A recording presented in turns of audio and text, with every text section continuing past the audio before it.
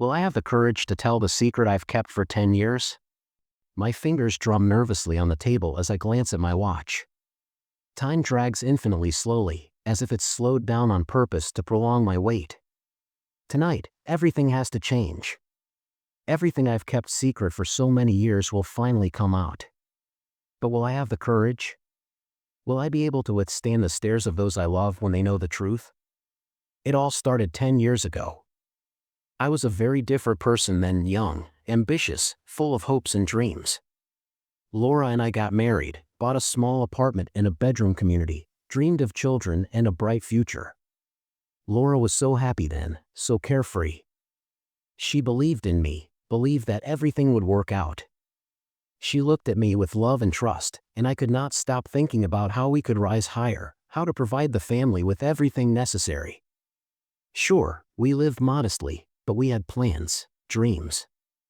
We wanted our children to get a better education, to be able to travel, to see the world.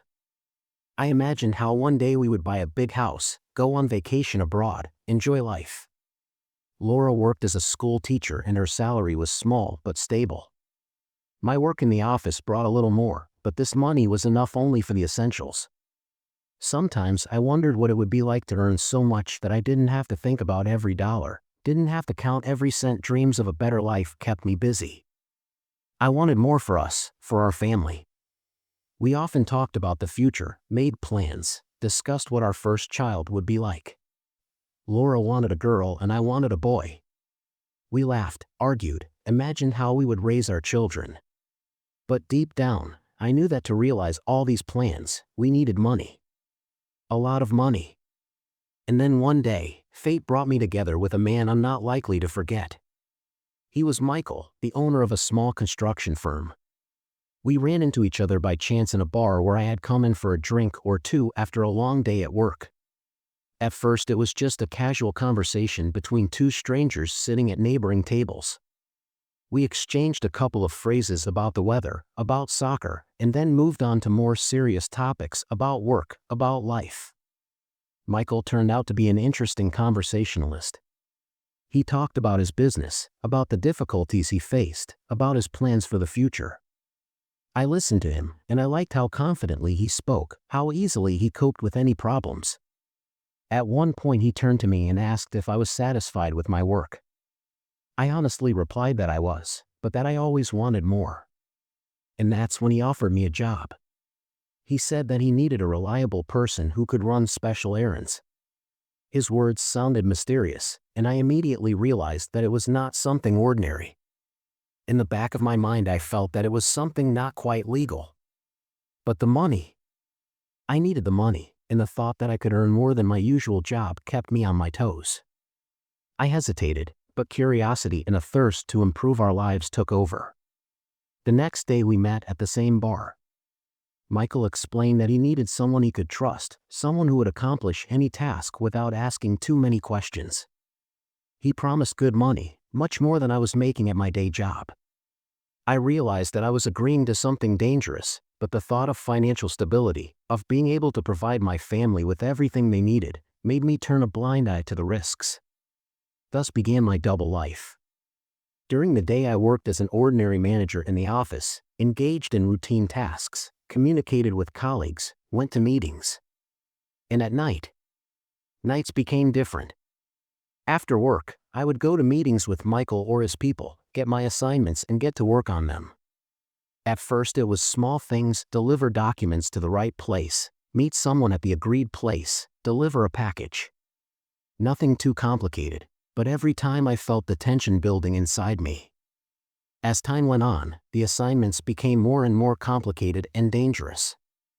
I had to transport large sums of money, meet suspicious individuals, and participate in negotiations that I knew about but preferred not to know.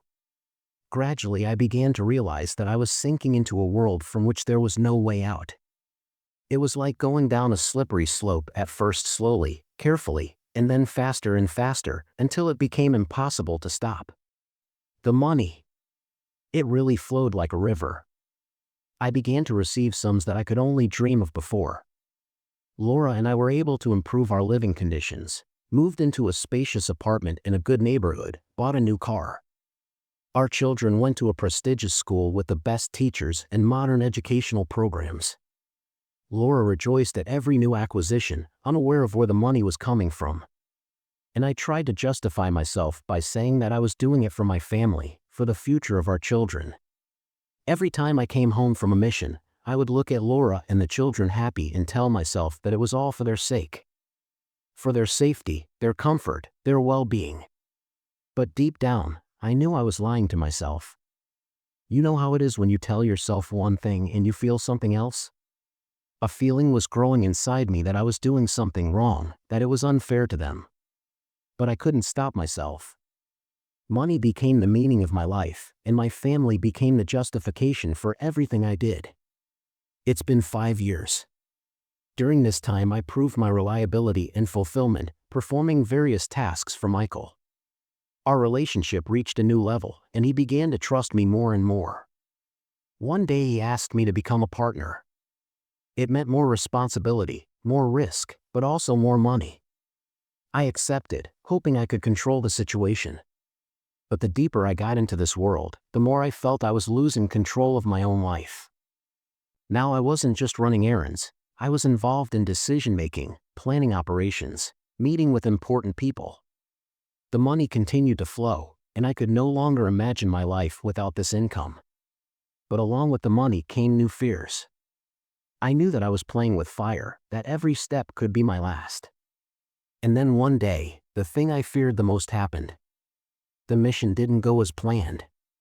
It started out as a simple assignment to deliver a large package of money to one of Michael's clients. But something went wrong. Things got out of hand at the last minute, and I got caught.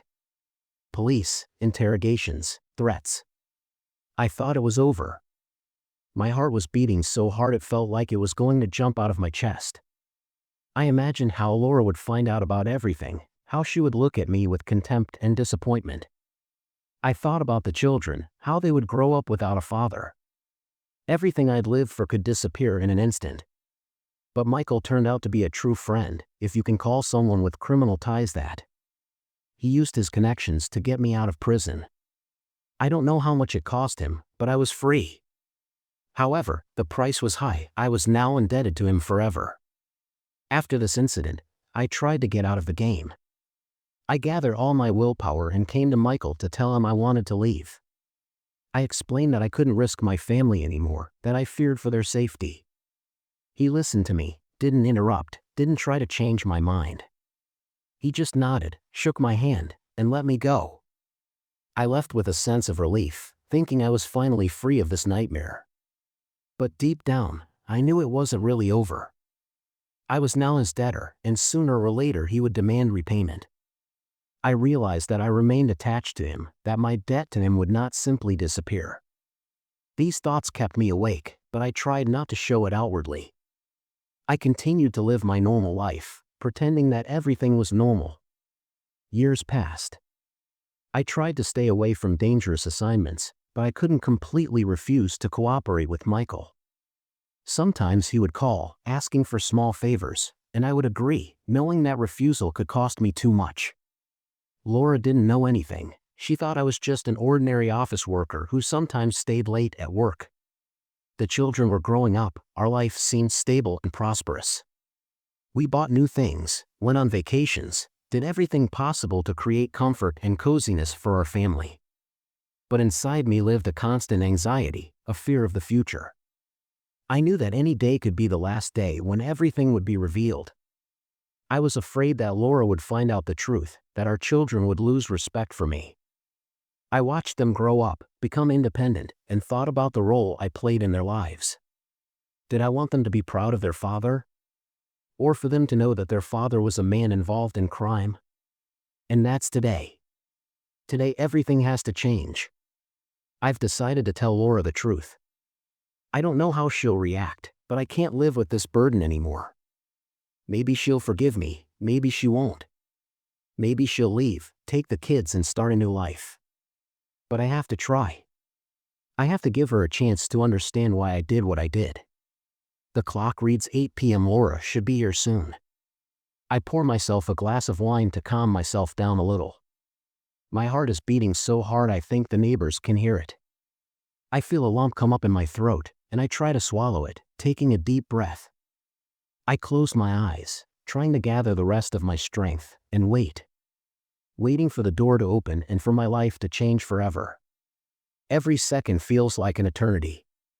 I think back to all those years of living a double life, of hiding the truth from Laura. I remember how often I wondered why I did it and found excuses. But things are different now. I realize now that this is the moment of truth. This is the moment to face the truth and admit my mistakes.